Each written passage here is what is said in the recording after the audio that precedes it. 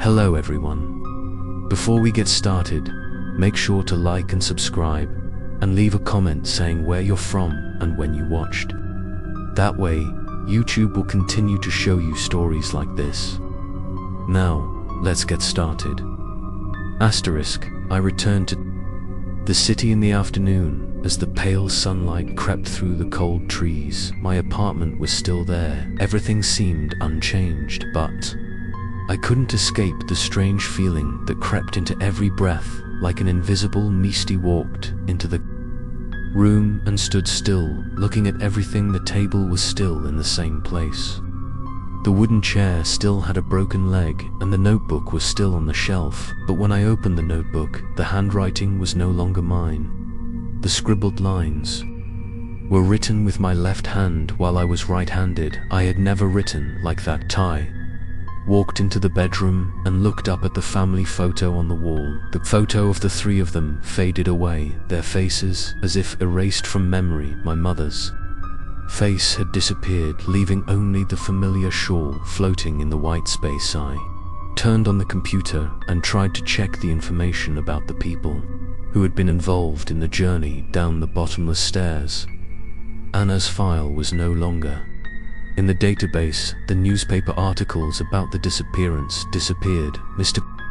Walter's address now belonged to a real estate company I had never heard of. It all seemed lost, erased from reality. Began to suspect that I had not really returned, or that the world I was in had been warped. I opened my phone and called Eric, but he did not answer. I tried to find the recording again, but the files were now filled with strange symbols, and the sound was like radio interference. I stepped out onto the street, my heart still reeling from everything that was happening. Around me was a stream of people walking normally, but something was wrong. Their faces were blurred, their eyes were lifeless. No one met my eyes even once, as if I was a shadow passing through the world without anyone noticing. A woman bumped into me, but did not say sorry, did not look at me, and continued walking. I turned to look, but her back gradually faded and disappeared around the corner, as if melting into the air. I returned home and opened my personal photo cabinet. The old photos were still there, but they were all blurred. My face in the photos was replaced by a deep, black space. My name in the administrative documents was replaced by strange, unreadable characters. I felt like I was disappearing. Little by little, I lost myself in the world I once knew. I started keeping a diary, recording every feeling, every little detail. The wrong things changed.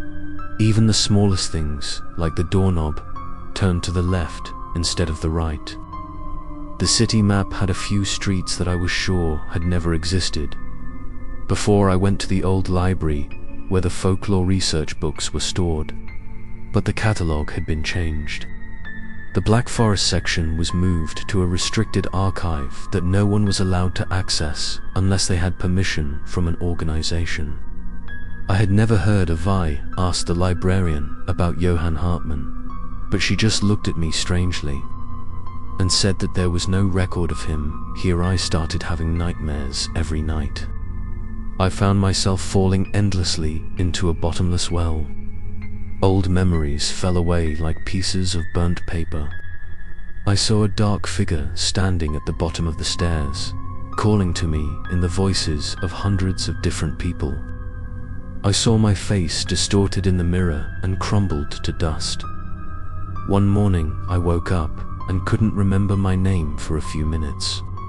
That's when I realized the bottomless staircase didn't just take away a memory.